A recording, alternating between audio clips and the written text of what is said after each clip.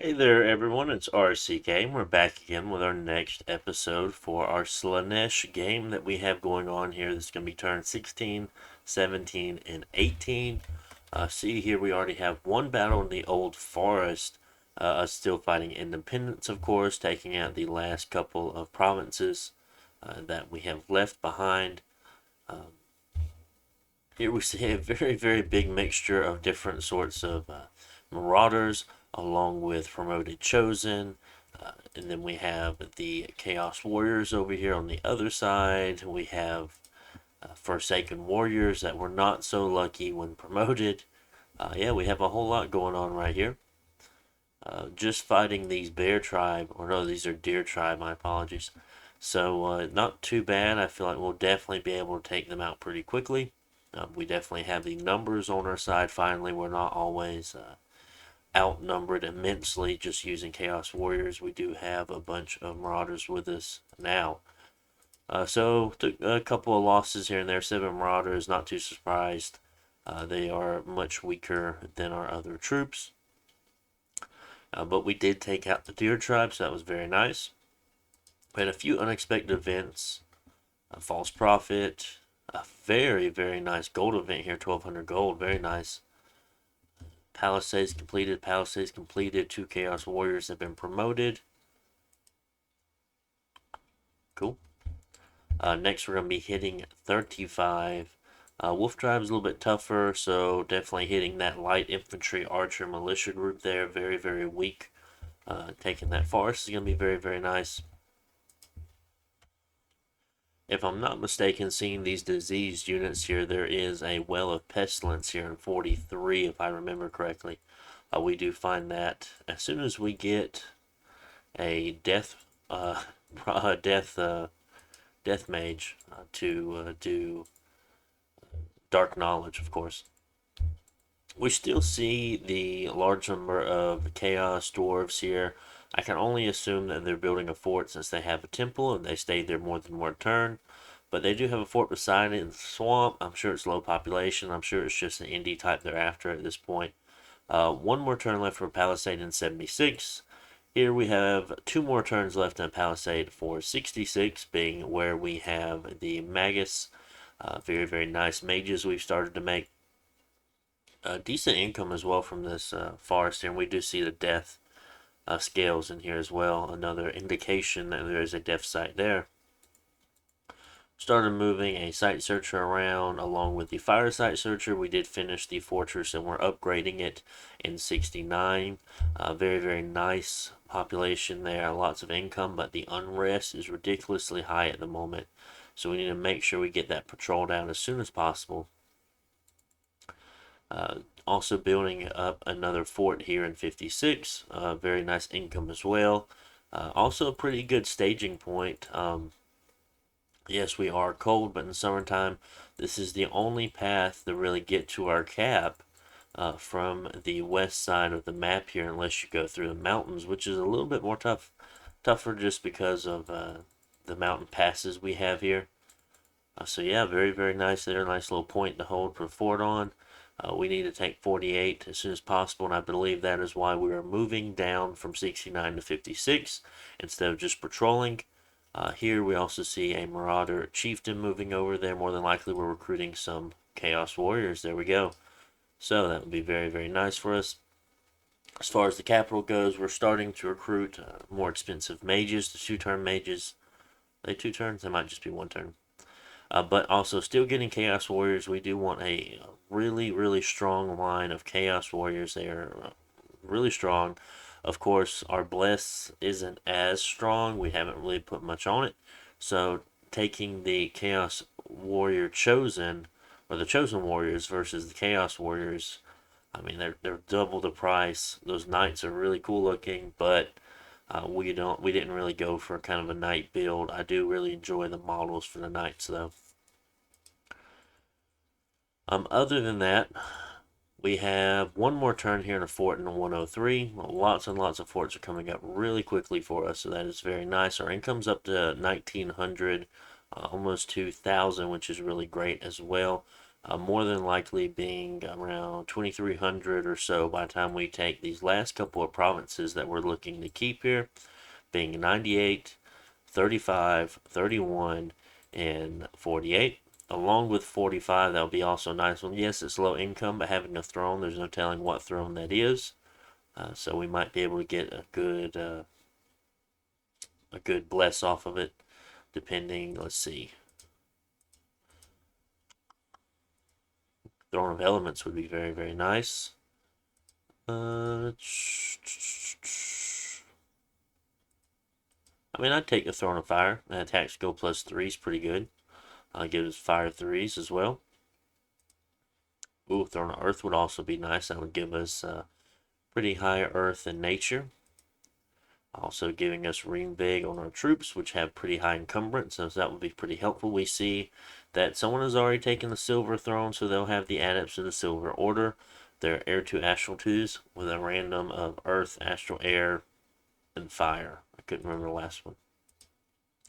And then the Golden Throne gives 200 extra gold, and it also has Adepts of the Golden Order, which they're the Fire Astral version, and they have the same randoms being Fire, Air, Earth, or Astral. Yep, there we go. So, I mean, they're still pretty nice mages. They're really great. Having also an additional 200 gold from the Golden Throne will be good as well. Throne of Bureaucracy, it's okay. I mean, we're not really working on pushing our Dominion. I mean, we definitely could since we can Blood Sack. We can get some good globals up, but overall, it's not really one that we need to particularly go after. Something I did kind of think of afterwards was having the Throne of Bureaucracy would be pretty good if we decided to go for Dark Skies, I think. Is that what it's called? Yeah, Dark Skies, lowering the morale, and then we also have Seducers on top of that, those Blood level 1 Seducers, these cultists here. That would have been a nice little combo there. So yeah, there's good reasons for a lot of these thrones here, so any of them probably would have been pretty good, no matter which one this was here. Along with this one too, I can only assume this is a level 3 throne though, just from how much we see here, what's inside. But I could always be wrong. That one's definitely a level 2 over there, or 1.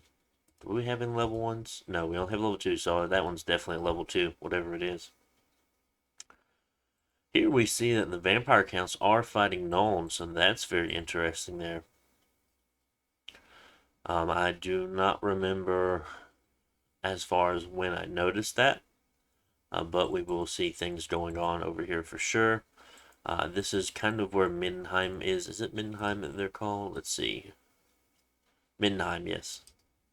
This is the location of Mindenheim around right over here. The orcs are along over here. Dwarves, Chaos Dwarves, Vampire Counts, Tomb Kings, and then Nuln, of course, in this area right here, if I do believe so. But overall, I feel like we expanded pretty great. I mean, this is turn 16 at this point. We have 1, 2, 3, 4, 5, 6, 7, 8, 9, 10, 11, 12, 13, 14, 15, 16, 17, 18, 22 provinces. That is really, really good.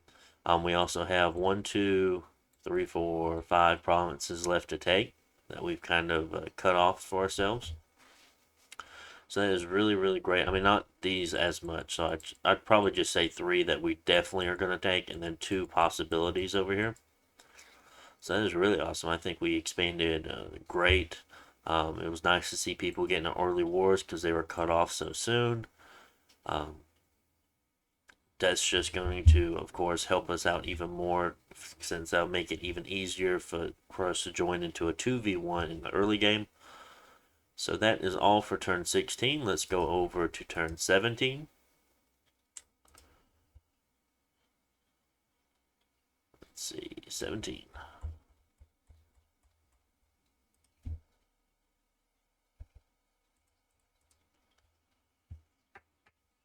Okay, so we didn't find any sites here, of course. That's very unfortunate. We had that battle in Gentle Woods, and that was the militia archer fight there, and we'll go ahead and watch that. I can only assume from the composition of their army there, the Indies, that this is going to be a very one-sided battle for us for sure. There's even less than it looks like the report said. Of course, the Marauders and Chosen Warriors are able to eat through the militia relatively quickly. A couple of Chaos Warriors were able to take out the Archer group, and that is all she wrote for that one. We ended up losing 2 Forsaken Warriors, and we killed 40 Indies, 41 Indies. Had a couple of unexpected events here. Losing Dominion, gaining Turmoil, very unfortunate. Gaining Unrest and Magic, we found a very nice treasure here, being 800 gems, water, fire, or water, earth, and a fire sword. We completed 2 palisades, and 6 troops got promoted, and we have a new hero. Let's see here. Agility. Cool. He is diseased, so he won't be long for this world. Next, we're going to be taking out this wolf tribe here. I went ahead and put that up to 11 to start dropping the unrest, since this is a very nice province. Building a palisade here in 55. Put that up to 11 too, just in case it got Indy attack. Probably would have been a little bit safer to put some troops on it, but I think the PD, it's just our Marauder units, which is okay. Building a temple here in 56. Of course, these shamans are sacred, so they're able to build temples, which is a very nice inclusion there. Being able to build a temple and a lab is really great, just for having one mage instead of having to recruit a cultist and also send them out. Or to having to use a cultist instead, I guess, since we didn't really focus on making any cultists at all. Just due to the fact of the shamans having the higher research point amount compared to the other units because of the scales that we took. We are moving a cultist all the way up to the north, though. Just because I think they were faster. So here we have our prince that we had from event. He is moving, let's see, he is moving west. Wonder what we're doing there. Maybe going after that throne, I do believe. With a large number of troops, these guys are definitely going to clear this out pretty fast. Also here, I didn't notice this before, but we do have a Wind Guide and Navigator's Guild. I mean, of course, I noticed this during game, but whenever I just looked at this province. So Navigator's Guild gives us a Water 1, Air 1. No, Astral 1, Air 1, which normally would be really, really nice for us, but all of our cat mages and fort mages that we can have, those sorcerers, they're already air and astral. I think they're even higher than that. So, I mean, we can still use them as kind of communion batteries, but otherwise, I mean, cool find, but not necessarily needed for our nation. 2 water gems per turn is nice. Then the Windspire gives us 1 air per turn. Currently, our gem income looks like 2 fire, 2 air, 2 water, 4 astral, and then 4 blood slaves. Continuing to site search, of course. Building the temple, which I already mentioned. We're moving to take 48, which has heavy cap, so that might be interesting. Could go different ways. We might know. We'll see. Building a fort there in 69, along with having the castle completed next turn. Starting to upgrade the fort in 103. We're patrolling 95. I do see the Death 3 here. Not sure if it's Dominion from the Tomb Kings or the Vampire Counts, or if it just has a site in it. So, very dangerous there. I don't see any diseases at the moment, but we'll have to continue to check that. Anything else in particular? No, still making those 2-turn mages. So now we have a Astral 3, Air 2, Blood 1, Holy 2. Starting to site search, of course. That is going to be very nice. Still preaching with our prophet in the capital. Of course, we want to be spreading our very good dominion around in our area. Because I mean, I feel like we expanded pretty well in all directions. Especially if we start taking 48 and 45. Just having that central point there. Yeah, we got a little far away at 103, but I'm glad we were able to take that for sure. Too bad we couldn't grab 109, but that will be okay. So that's turn 17. Let's go check out turn 18. That's going to be the last turn for this episode. 18.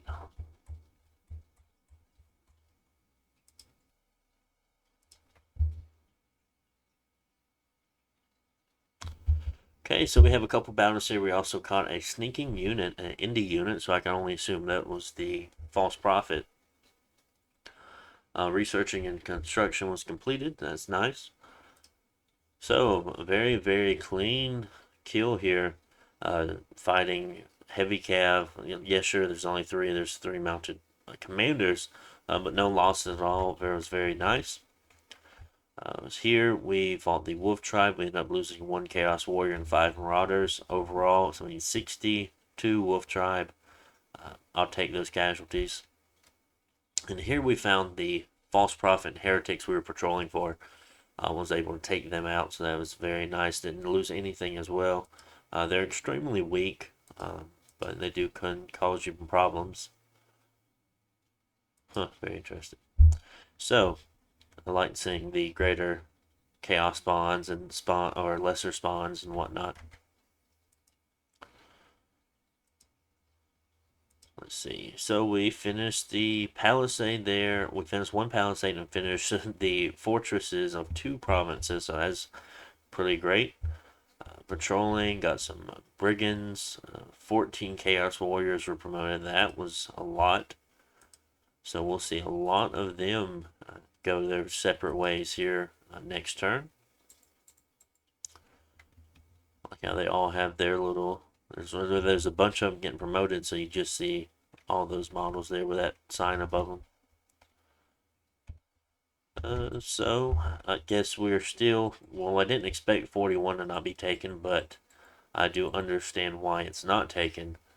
These Amazons here are pretty tough, and for what we have at the moment, we're not going to be able to take out a huge group of either one of these. So definitely looking to take 45 next. We're going to ping it this turn with a scout just to see what's inside. We do see that the dwarves do own 39. And now that the river here has frozen over, we're actually able to move across from 31 to 42. I expected that to take a lot longer to move this army back, but that's pretty great. Let's see, building a palisade in 35. We also found a ruins of the old here, giving us 1 def gem per turn. No units there.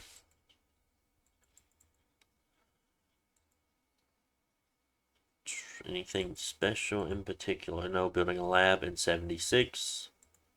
Building a temple in 103. We have a lab and a temple up in 69. And we're starting to build sanguine dowsing rods as well to go ahead and start getting our blood hunting going, making more cultists, of course. I definitely want to get that off the ground sooner than later. Yeah, sure, we have 42 blood slaves, but those are going to go. We're going to go through those so quickly. Making more cultists there in 56. What are we? I'm sure we're making a turn 2 mage. We're making Magus over in 66. And that's really all we got going on here. We see that our shaman that has been searching, or one of our shamans, already have a disease. Very unfortunate. We'll have to figure out where they got that disease from. They're not old, are they? My goodness, I clicked off it twice. No, they're not old, so he definitely got it from some kind of site. Very unfortunate.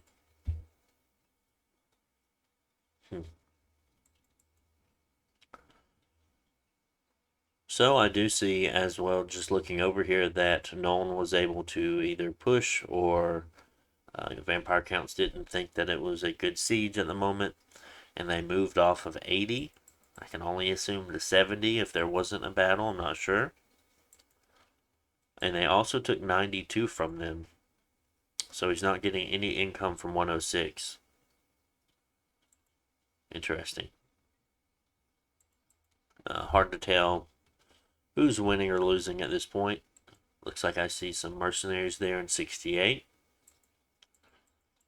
So this is really the only area they're able to fight from, and it's right beside his cap, so I do not see Nolan's cap. It's somewhere here. We just don't see it. I think it's 44 or 59, but I could be wrong. So yeah, very interesting there. We'll have to definitely watch and see how that plays out. But altogether, I mean, this is going to be the end of this episode. I hope you guys enjoyed. Make sure to like, comment, subscribe, and I'll see you in the next one. Bye.